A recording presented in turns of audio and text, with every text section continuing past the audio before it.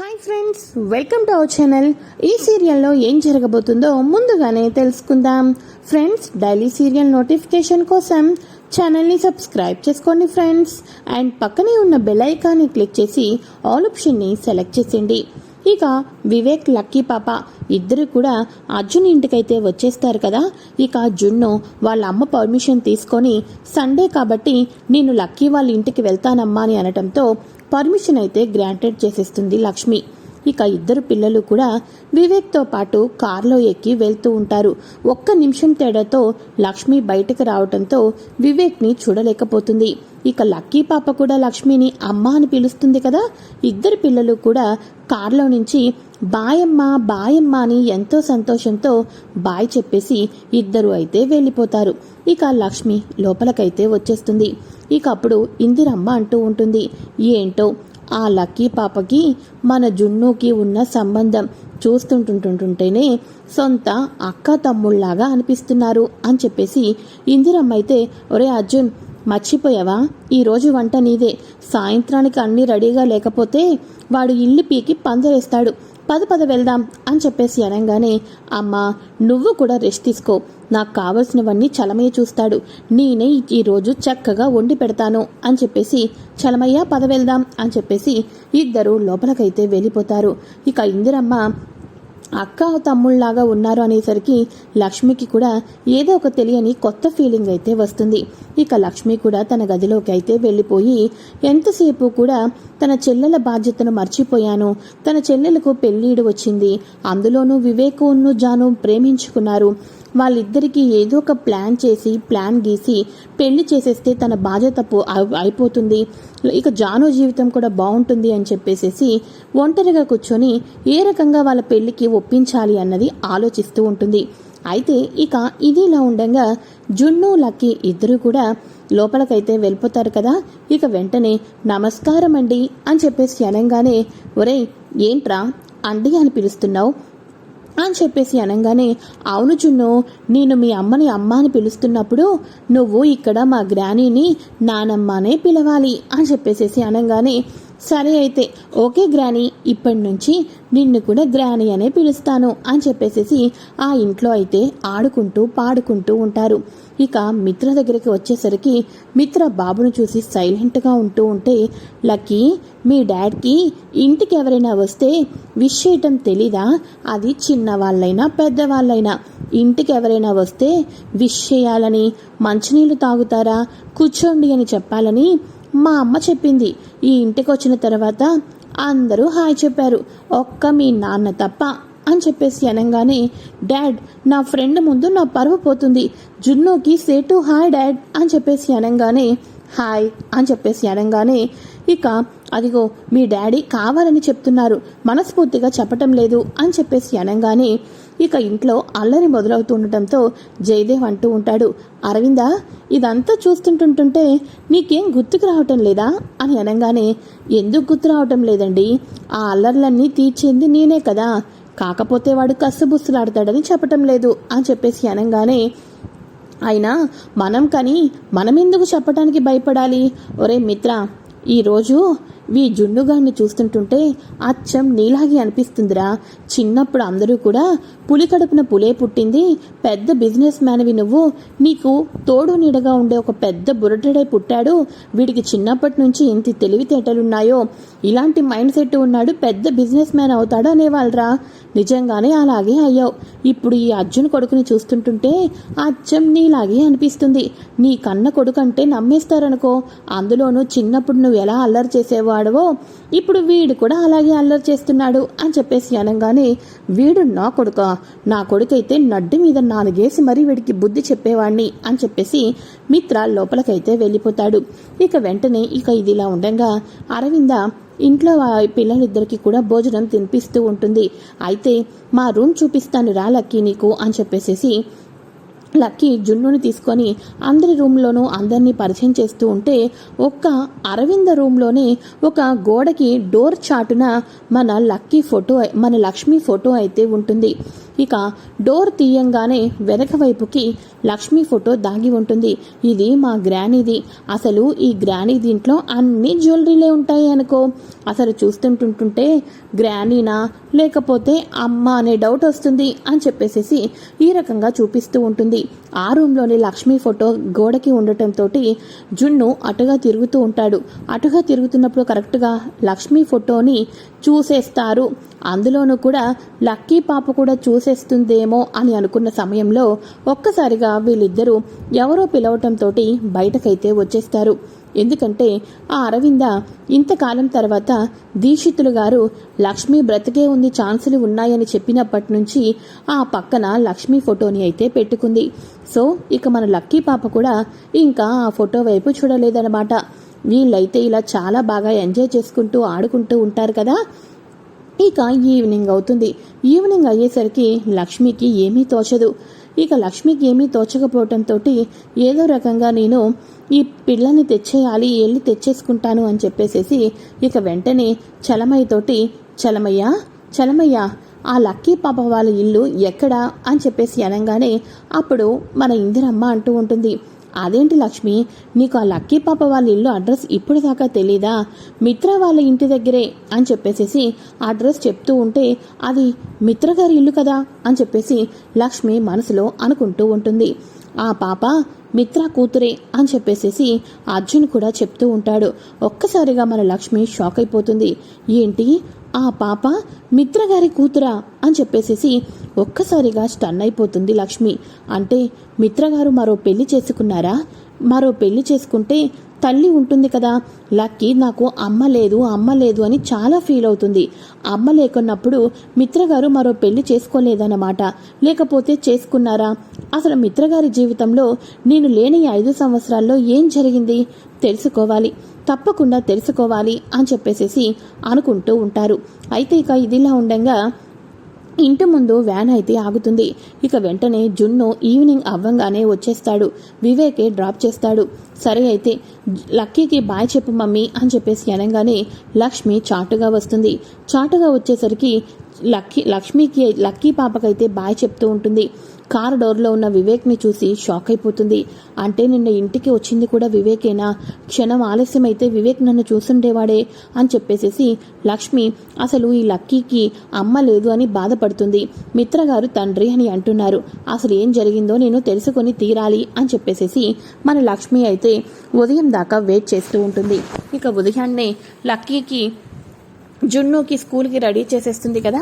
స్కూల్కి రెడీ చేసిన తర్వాత చక్కగా బాక్స్లో పాయసం పెట్టి ఇది నీకు, ఇది లక్కీకి, ఇది మీ క్లాస్ టీచర్కి అని చెప్పేసి లక్ష్మి ఇవ్వంగానే సరే అమ్మా తప్పకుండా ఇస్తాను అని చెప్పేసి స్కూల్కి అయితే పంపించేస్తారు.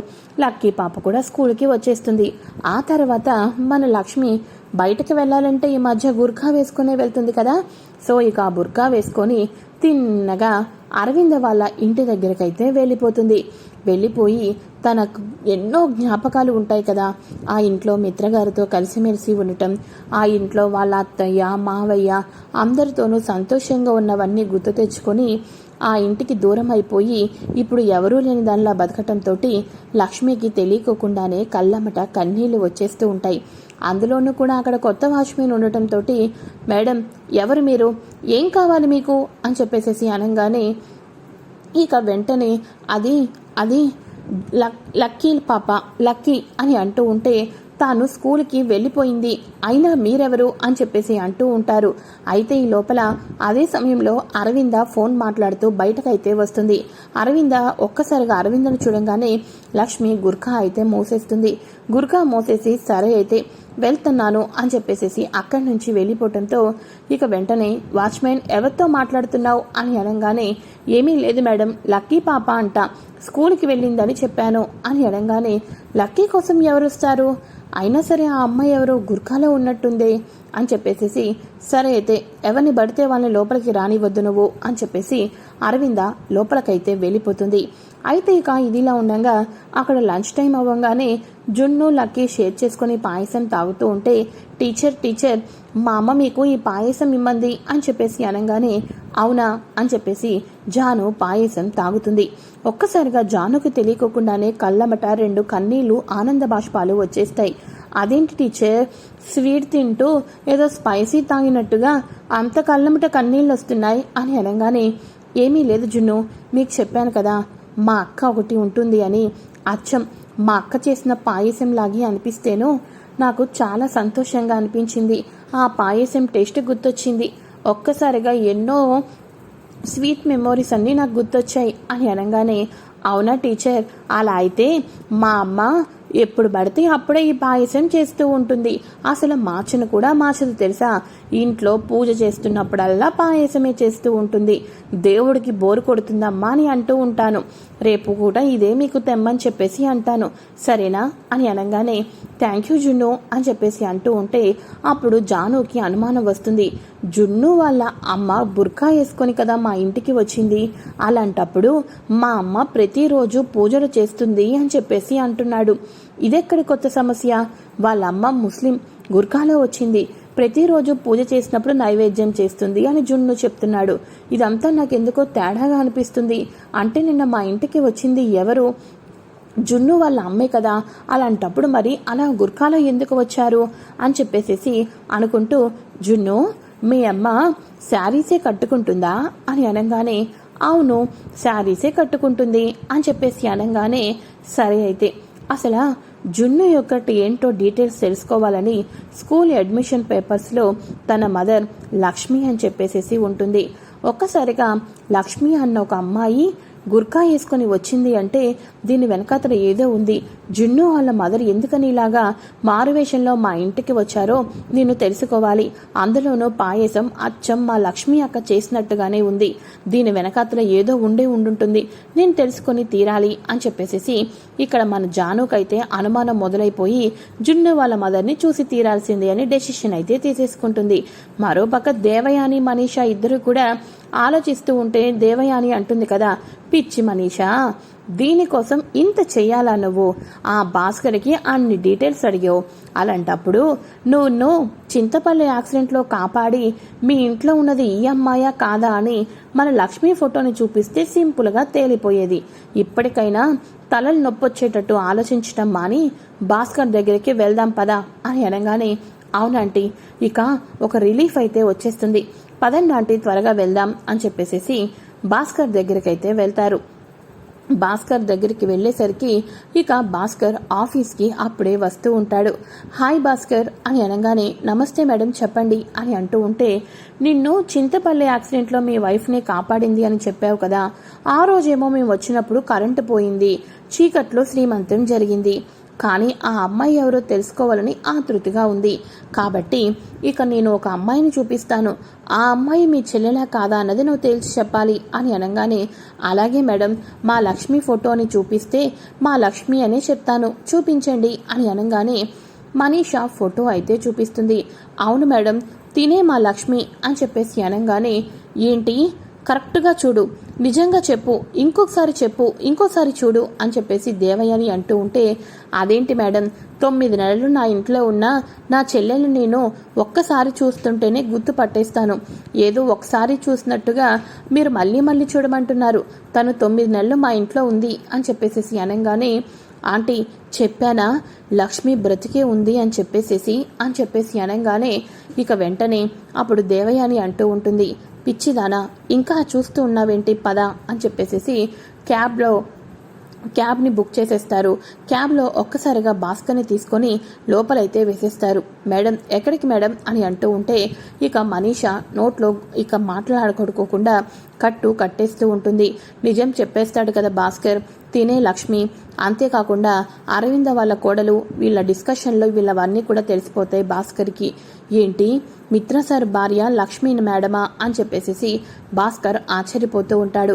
ఆ నిజాన్ని మరెవరికి చెప్పా పెట్టుకోకుండా ఉండాలి అని దేవయాని ఇక మన మనీష ఇద్దరు కూడా కలిసి భాస్కర్ ద్వారా ఫోటో చూపించి నిజం తెలుసుకొని ఆ నిజం మరెవరికి చెప్పకుండా ఉండాలి అని చెప్పేసి ఒక రౌడీ వాళ్ళని ఇద్దరు వ్యక్తులను పెట్టేసేసి భాస్కర్ చేతులు కాళ్ళు కట్టేసేసి ఒక ఇంట్లో అయితే పడేస్తారు.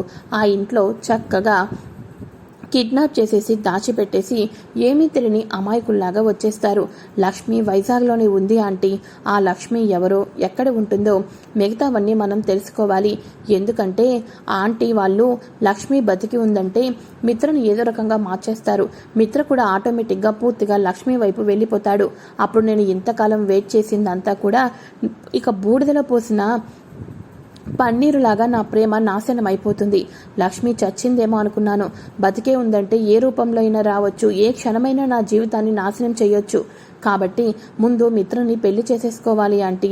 మిత్రతో ఆంటీతో ఏ రకంగా మాట్లాడైనా సరే ముహూర్తాలు పెట్టించేసేసి మిత్ర చేత ఎమోషనల్ బ్లాక్మెయిల్ చేసైనా సరే నా మెడలో 3 ముళ్ళు వేయించేసుకోవాలి అని చెప్పేసి మనీష ఈ రకంగా ప్లాన్ చేస్తుంది.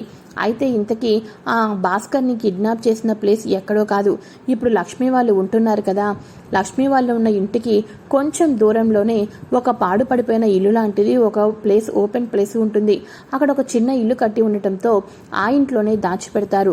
మరి అదే వీధిలో ఉన్న మన లక్ష్మి భాస్కర్ని కిడ్నాప్ చేసిన ప్లేస్లో గుర్తించి భాస్కర్ని రిలీజ్ చేసి భాస్కర్కి నిజం చెప్పబోతుందా లేదా? రానున్న ఎపిసోడ్లో మరెన్నో ట్విస్టులు ఏం జరగబోతున్నాయో తెలుసుకోవాలి అనుకుంటే తప్పకుండా ఛానల్ని సబ్స్క్రైబ్ చేసుకొని పక్కనే ఉన్న బెల్ ఐకాన్ని క్లిక్ చేసి ఆల్ ఆప్షన్ని సెలెక్ట్ చేసేయండి. Okay friends, thanks for watching. Bye.